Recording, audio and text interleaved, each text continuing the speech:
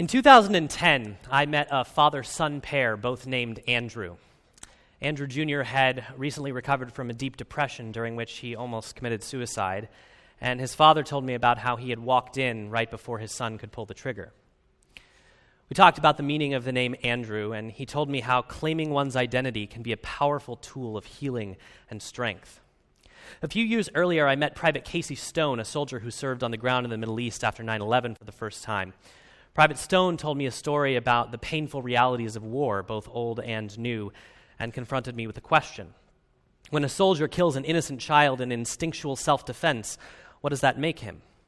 And who is at fault when we are the ones that sent him?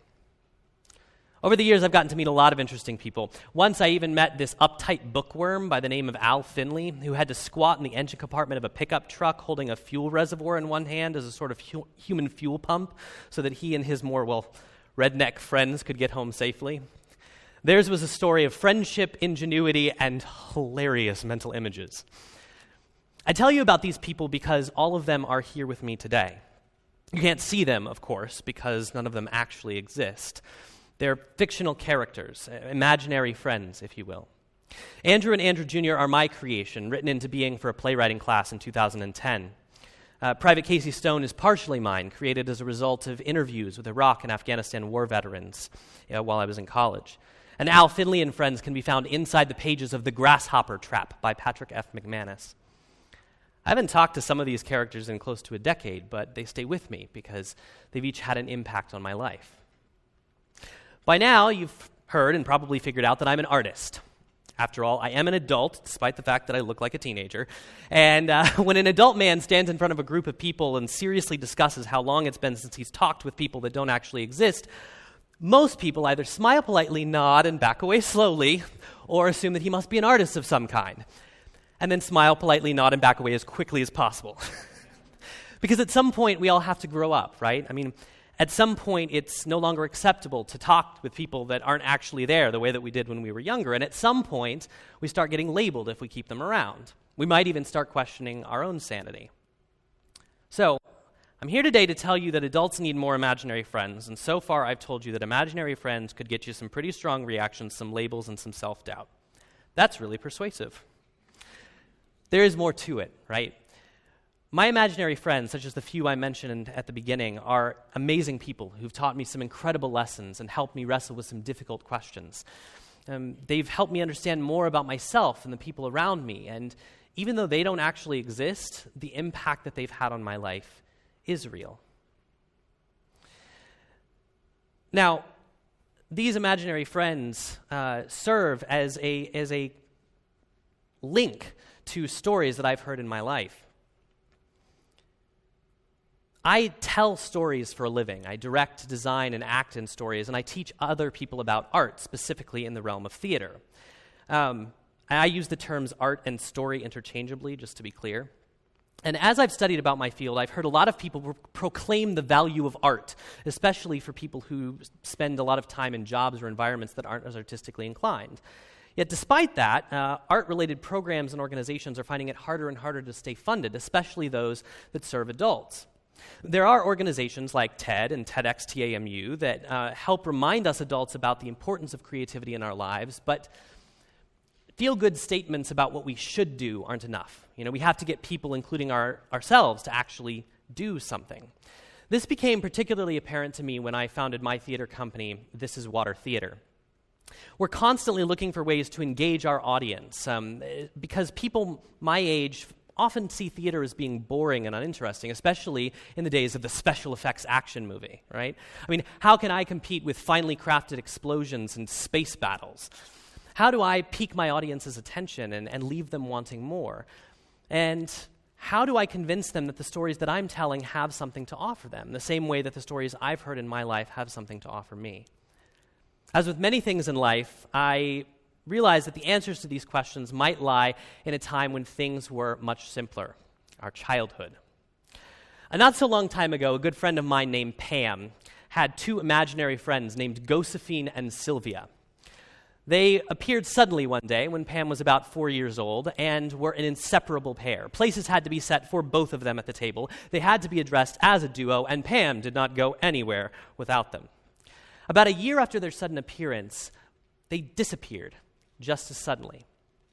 Pam's mother, who had recently given birth to Pam's younger brother, noticed their disappearance and asked Pam what had happened.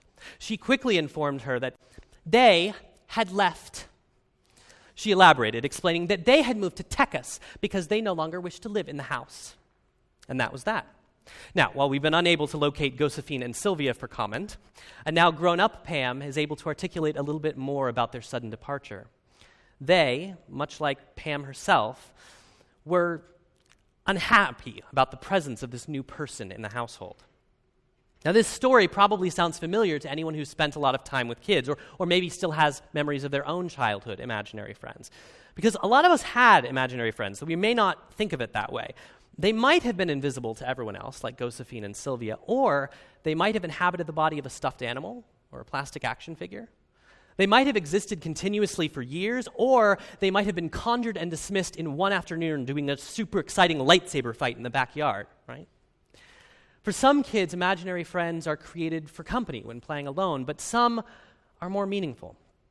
In Pam's case, Josephine and Sylvia's departure indicated a deeper truth about how she was dealing with the changing landscape of her family in a way that she didn't feel comfortable expressing herself. Namely, they could leave when she couldn't.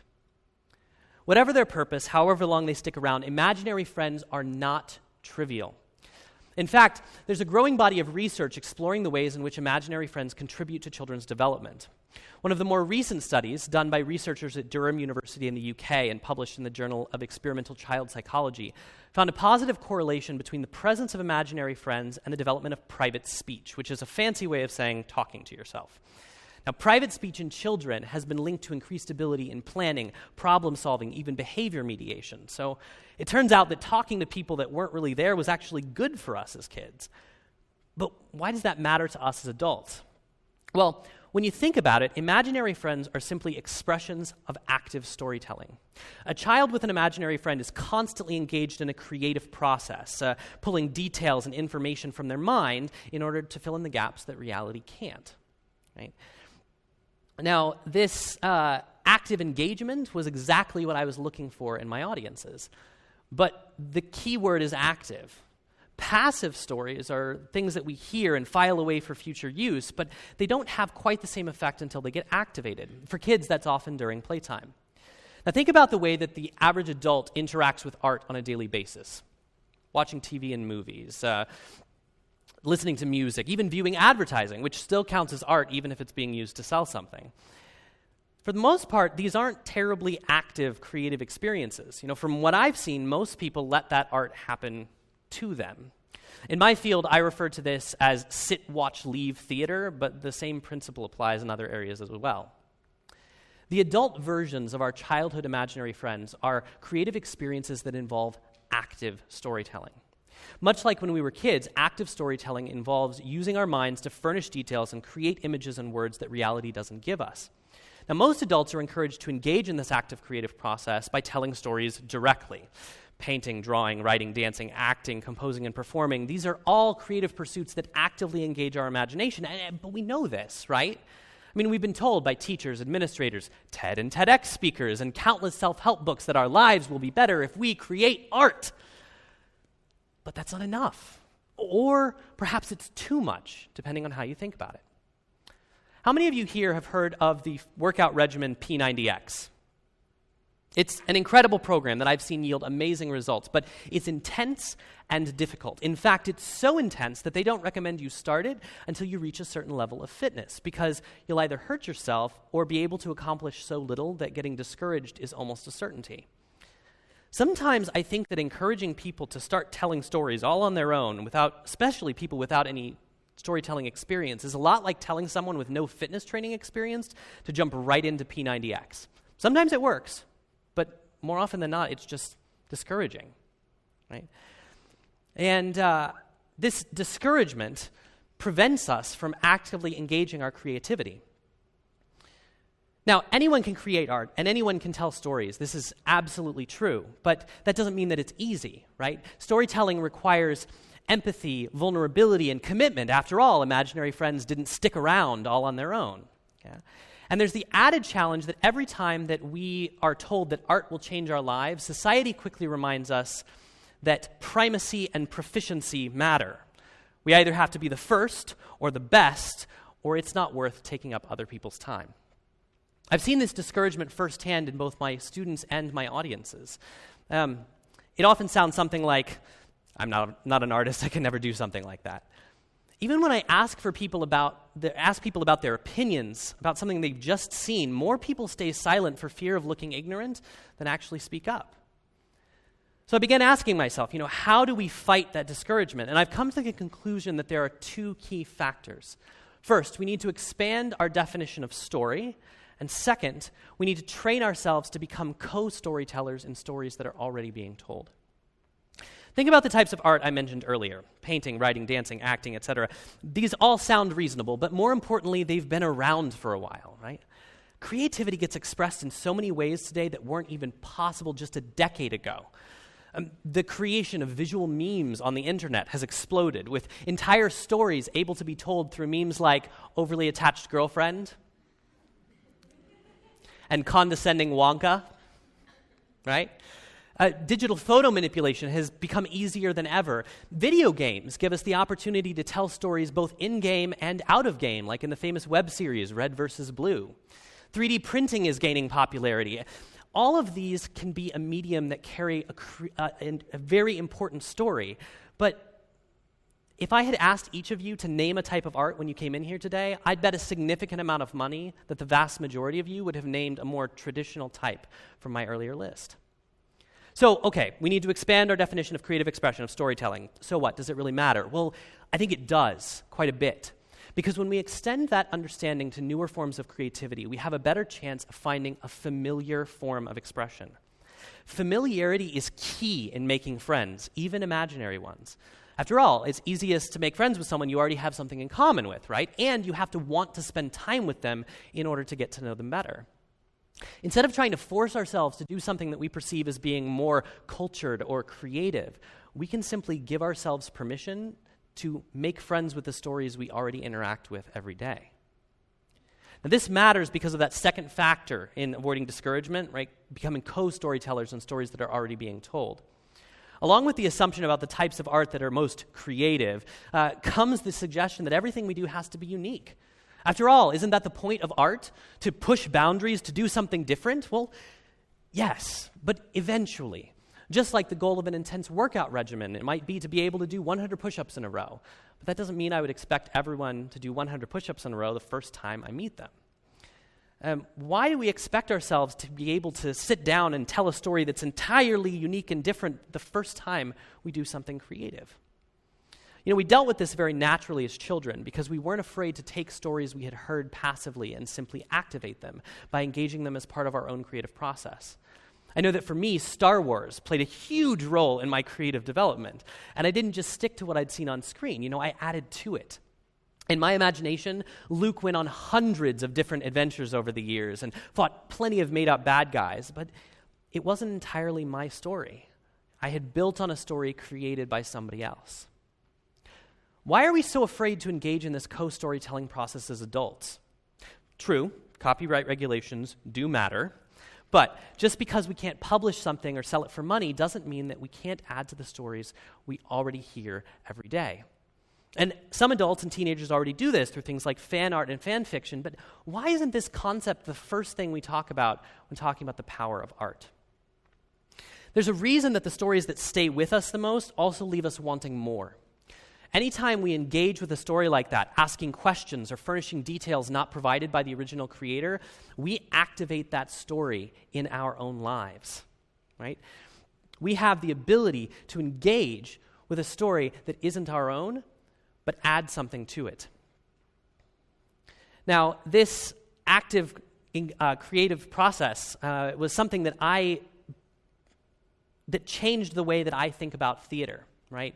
Imaginary friends and the creative process led to the understanding that when we chose our first show, the dreaded special effects action movies didn't have to be competitors for our audience's attention. They could be sources of inspiration. Going Dark by Houston-based playwright Elizabeth Keel is a high-energy sci-fi family drama involving invisible orb battles. It's probably the first time you've ever heard a play described like that, right? It's definitely the first time I've ever described a play like that.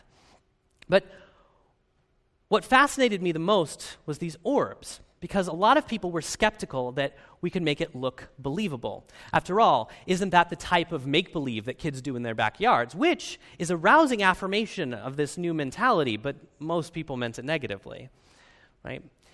When combined with our performance space, the orbs had an amazing opportunity for co-storytelling. The performance space was structured in a way that allowed the audience to move freely outside of the walls of the performance space. And so when an orb got thrown, the chances that an audience member, at least one of them, was standing somewhere along the line of fire were pretty good. Each night that someone ducked or flinched every time an orb was thrown, we got to see physical evidence of active creative engagement from our audiences. So it's not enough to do this every once in a while, right? We have to actively engage like this over and over. We have to do it a lot. We have to be purposeful about it. And it takes time and effort. It's like striking up a conversation when we meet someone new. It might feel weird. It might even feel silly. But if we start with the stories we know and love, then we're going to find that making art, telling stories, being creative doesn't have to be frustrating or difficult. It's amazing to me how often adults want to tell stories. We want to engage our creativity, but we live in a society that pushes us to be creative only if we can be uniquely so. So how do we push back against that social programming? Our imaginary friends are a powerful source of inspiration, but we have to do the work. We have to give ourselves permission to start with the stories we know and love. So today, when you leave here, do something about it. Do something a little bit silly. Go home, call up an old story you haven't talked to in a while. See how it's doing. Maybe invite it to conversation with friends over dinner. Why did it end the way it did? What would have happened if this had been a little bit different? After all, this story, this imaginary friend, it stayed with you for a reason. Why? And if you start to feel like it's a childish exercise, you're probably doing something exactly right. Thank you.